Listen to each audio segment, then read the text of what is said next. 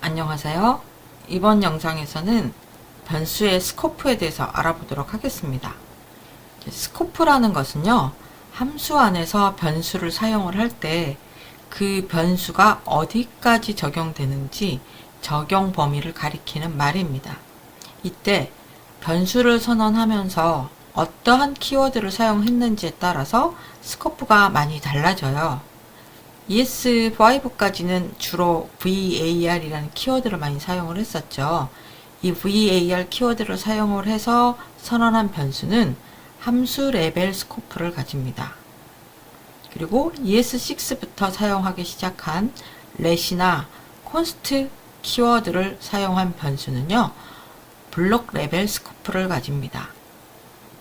일단 함수 레벨 스코프와 블록 레벨 스코프가 무엇인지부터 살펴볼게요. 네, 지금 보시는 소스는요, result라는 변수를 var을 이용을 해서 선언한 것입니다. sum이라는 함수를 선언을 하면서 넘겨받은 값 a와 b를 더해서 result에다가 할당을 해줬어요. 그래서 제가 sum이라는 함수에서 10과 20을 넣어서 실행을 시켰습니다. 그런 후에 result 값을 콘솔 창에다 표시하려고 해요. 자, 이것을 실행을 한번 해볼까요? 네, 콘솔 창을 보면 result is not defined 라고 나옵니다. 콘솔 창에 result를 표시하려고 하는 이 부분에서 result란 변수를 찾지를 못하는 거예요. 이유가 뭐냐면 var로 선언한 result는 함수 안에서만 유효하기 때문입니다. 이거를 함수 레벨 스코프라고 얘기를 해요. 여기서 이 콘솔 로그를 이 안으로 옮겨 보면은요, 이렇게 놓고 한번 실행을 해 볼게요. 네, 30이라는 값이 정상적으로 표시가 되죠. var라는 키워드를 사용한 result는 sum이라고 하는 함수 안에서만 유효한 함수 레벨 스코프를 가지고 있습니다. 만일 이 result를 함수뿐만 아니라 프로그래밍 전체에서 사용을 하고 싶다, 그랬을 경우에는 전역 변수로 사용을 하시면 돼요. 프로그램의 맨 첫 부분, 윗부분에다가 var result 이렇게 해주게 되면 얘는 전역 변수가 돼서 이 프로그램 안에서 자유롭게 다 쓸 수가 있어요. 이번엔 이렇게 해볼까요? 네, 이 리절트가 회색으로 표시되지도 않고요. 정상적으로 아마 표시가 될 겁니다. 네, 30이 정상적으로 나오죠. 그 이유는 리절트란 변수가 프로그램의 시작 부분에서 선언됐기 때문에 얘는 전역 변수고 프로그램 전체에서 사용될 수가 있어요. 그런데 var을 이용을 해서 변수를 선언할 때 하나 주의해야 될 것이 있습니다. 만일 제가 여기 위에 전역 변수 선언 부분을요, 지워 볼게요. 자, 이랬을 경우에 이 result라는 변수는 어떻게 처리가 될까요? 네, 이 경우에도 전역 변수로 처리가 됩니다. 함수 안에서 var을 붙이면 함수 레벨 스코프를 가지는 var 변수가 되는데 제가 깜빡 잊고 var을 붙이지 않은 거예요. 그리고서는 여기 중간에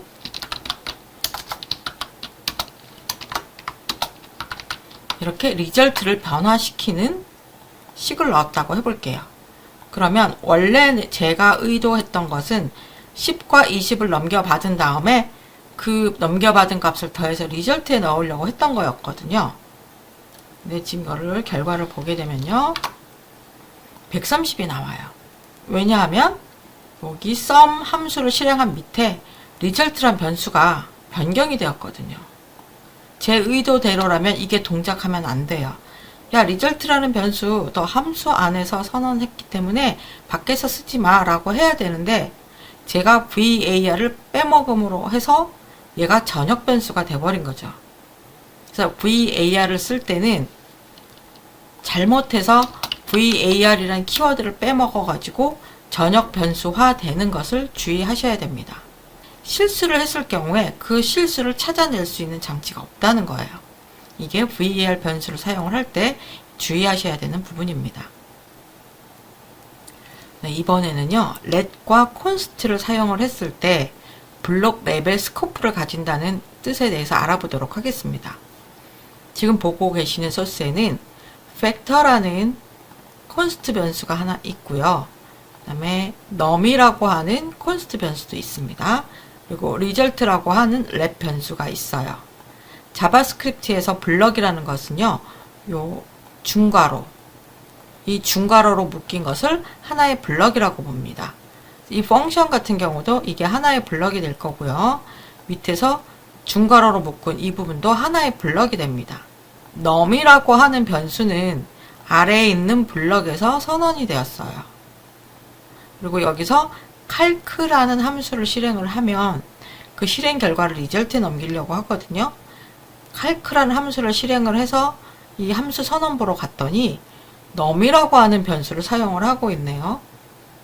자, num이라고 하는 변수는 아래 블럭에서 선언이 되었고 이 블럭 안에서만 유효하기 때문에 펑션에서는 사용을 할 수가 없습니다. num 변수에 접근을 할 수가 없어요. 그리고 맨 위에 있는 const factor라는 변수는요, 프로그램의 가장 최상단에 선언되었기 때문에 얘는 전역 변수입니다. 전역 변수는 프로그램 안에서 전부 다 사용을 할 수가 있어요. 그래서 factor를 펑션 안에서 쓰셔도 되고요. 그다음에 밑에 있는 블럭에서도 쓸 수가 있습니다. 하지만 num이라는 변수는 자기가 선언한 블럭을 벗어나서 사용되었기 때문에 오류가 생겨요. let이나 const를 이용을 해서 선언된 변수는요, 블록 레벨 스코프를 가지고 있어서 그 선언한 블럭을 벗어나서는 사용할 수 없다. 네, 이렇게 기억을 해두시면 되겠습니다. 이 소스를 동작하게끔 한번 수정을 해볼까요? num이라는 변수를 다 밖에서 쓸 수가 없잖아요. 그럼 제가 여기를 num이라고 인자로 넘겨주고요. 여기서는 n으로 받아보겠습니다. 이렇게 하게 되면 num이라는 변수는 아래 블럭에서만 쓰였죠. 그리고 다른 블럭에 가서는 이 num이라는 값이 n으로 넘겨져서 n이 사용이 됩니다. 문제가 없어요. 이렇게 하면은 에러 없이 정상적으로 동작하는 소스가 됩니다. 네, 지금 보고 계신 add sum이라는 함수에는요, sum이라는 변수가 선언이 되어 있고요. for 문 안에도 카운터를 나타내는 변수 i가 var, var을 이용해서 선언이 되어 있습니다. 그리고 함수 밖에는 var num 변수가 선언되었고 초기값이 3이 할당되어 있어요. 이것을 웹브라우저에서 열어서 어떻게 바뀌는지 한번 볼게요. 변수들이 어떻게 변화되는지를 보기 위한 것이라서요. 콘솔 창 말고 소스 창에서 확인하게 됩니다. 네, 이 소스 창에는요, 웹 개발자 도구에서 제공하는 디버깅 도구가 들어있어요. 그러니까 오류가 났을 때 오류를 찾아주는 기능을 하는 건데, 지금 여기에서는 오류를 찾는다기보다는 프로그램의 흐름이 어떻게 바뀌어가는지를 한 줄씩 체크해보는 용도로 사용하려고 합니다. 왼쪽 창에서 JS 폴더에 있는 scope.js를 선택을 해주시면 중간에 scope.js의 소스들이 보여요. 우리가 체크하려는 건 뭐냐면 요 num이 어떻게 사용되는지를 한번 보려고 합니다. 이때 필요한 게 브레이크 포인트예요. 어느 부분을 내가 검사하려고 하는가, 그걸 물어보는 거거든요. 자, 9번 라인 앞부분을 클릭을 하면 이 부분에 브레이크 포인트가 만들어집니다. 화면 오른쪽에도 보시면 중단점이라고 나오는데요. var num equal 3 미라고 된 부분을 내가 체크하려고 한다 라는 뜻이에요. 여기 썸도 한번 체크를 해볼까요? 2번에 있는 썸도 한번 체크를 해보겠습니다. 두 개의 변수를 체크를 해볼게요. 이렇게 브레이크 포인트를 체크를 했다면 세로 고침을 한번 해주셔야 돼요. 이제부터 소스가 하나하나 진행이 될 겁니다. 처음 시작하는 곳이요. 9번 줄부터 시작을 해요. 왜냐하면 앞부분은 함수를 선언한 부분이기 때문에 실행이 되는 건 없죠. 자, 실행하는 소스는 9번이 시작이고요. 9번 줄이 여기서 커서가 깜빡깜빡하기 시작합니다. 그래서 우리는 한 줄씩 한 줄씩 체크를 해볼 거예요. 여기 소스 창에서 오른쪽 위에 보면 다음 함수 호출이라는 아이콘이 있습니다. 이거를 하나 클릭을 해주세요. 지금 num이라고 하는 변수에 값이 3이 들어가 있어요. 오른쪽을 쭉 내려보면은요. 여기 윈도우 이 전역이라는 부분에 열어보시면 윈도우 객체가 있거든요. 자, var을 이용을 해서 변수를 선언을 했을 때 지금 num이라는 변수는 전역 변수죠. 전역 변수는요. 윈도우 객체에 할당이 됩니다. 윈도우 객체에 한 속성으로 저장이 돼요. 아직 우리는 윈도우 객체를 배우지 않았는데 윈도우 객체라는 것은 자바스크립트에서 가장 최상위에 있는 객체예요. 그래서 레벨이 위로 올라가서 자바스크립트를 총괄하는 윈도우 객체에 밑으로 쭉 내려가 보면 여러 가지 속성과 함수들이 있는데요. 그 중에 num이라는 속성이 생기면서 거기에 값이 3이 저장이 된 걸 볼 수가 있습니다. 한 번 더 버튼을 클릭을 해 볼게요. 여기 10번 줄을 실행을 하려고 했는데 보니까 add sum 괄호 num 이 부분이 실행이 돼야 되는 거예요. 그러면 add sum이라고 하는 함수로 일단 넘어갑니다. 그래서 여기 n에 지금 무엇이 들어가 있죠? 3이 들어가 있어요. 3이 들어간 상태로 var sum equal 0. 자, sum이라고 하는 변수도 선언이 되었습니다. 로컬이라고 하는데 보이시나요? 자, 로컬이라는 영역에 sum이 지금 선언이 됐고요. 한 줄 더 실행을 하면 sum에는 기본값 0이 들어가 있게 됩니다. 자, n이라는 값에는 3이 들어가 있고 sum이라고 하는 값에는 0이 들어가 있어요. n도 sum도 모두 이 함수에서만 사용하는 지역 변수입니다. 자, for를 반복을 해볼게요. 밑으로 한 줄 이동을 해보겠습니다. 계속 이동을 하면 자, 이번에는 i가 2고 n은 3이고 i가 3이고 n도 3이고 그래서 조건을 체크를 했더니 이 조건에서 벗어나요. 그래서 for문을 빠져나오고요. sum에는 6이라는 값이 들어있게 됩니다. 자, sum은 지역 변수예요. 요 함수 안에서만 사용할 수 있는 지역 변수. 그래서 이 최종적으로 나온 이 결과값을 어디로 넘겨준다? 아까 add sum 괄호 num 이라고 한 함수를 실행한 부분으로 return 실행을 하면 이제 콘솔 로그가 처리가 될 거예요. 이 콘솔 로그를 처리하기 위해서 sum 값을 리턴해 주고 나면은요. 아까 있던 로컬 영역이 사라집니다.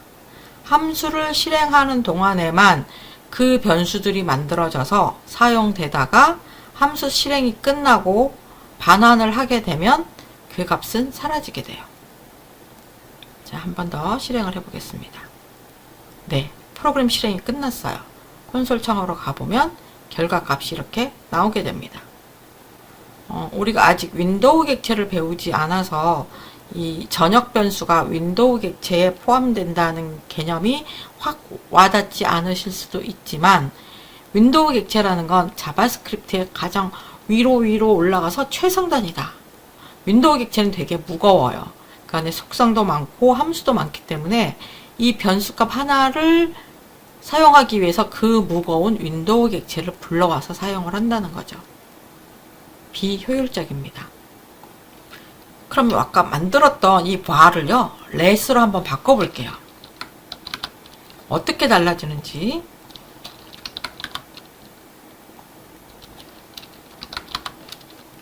네, 저장을 했습니다. 다시 가서 확인을 해볼게요.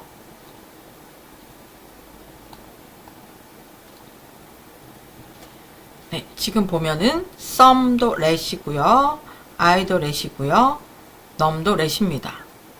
자, let은 블록 스코프를 가진다고 했어요. 이 sum은 함수 안에서 선언됐기 때문에 함수의 블록 스코프를 가질 거고요. i는 보호문에서 선언됐기 때문에 보호문을 벗어나면 i를 쓸 수가 없습니다. 아까와 똑같이 지금 여기 브레이크 포인트가 만들어져 있고요. 하나씩 실행을 해볼게요. 자, num이라는 게 프로그램 실행 소스 중에 가장 윗부분에 있어서 얘는 전역 변수가 됩니다. 근데요, 범위를 보시면 스크립트라고 떠요. 스크립트 스코프라는 거는 JS 파일 전체에서 사용하는 변수다라는 뜻입니다. 윈도우 객체를 끙끙거리면서 끌고 와서 사용하지 않아도 돼요. 자, 한 번 더, 한 줄을 더 실행을 해볼게요. 자, 이제 펑션 안으로 들어갔습니다. 이 n에는 아까와 똑같이 3이라는 값이 할당이 됐고요. 자, sum에는 0을 할당을 해볼게요. 한 줄을 더 실행을 하겠습니다. 자, n에는 3이 들어가 있고 sum에는 0이 들어가 있어요. 한 줄 더 실행을 해보겠습니다. 이제 i에 1이라는 값이 할당이 됐고요. 요 안에 포문이 차례대로 실행이 될 거예요. 그리고 조건을 만족하지 못해서 빠져나왔습니다. 자, 이때까지 온 거를 보면 n은 3인 상태고 sum은 6인 상태입니다. 자, 한 번 더 누르면 반환하겠죠? 이 sum이라는 값이 밑으로 넘어갑니다.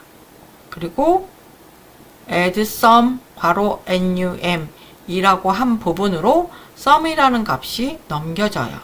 펑션 안에 있던 지역 변수들이 차지했다는 것은 없어졌죠.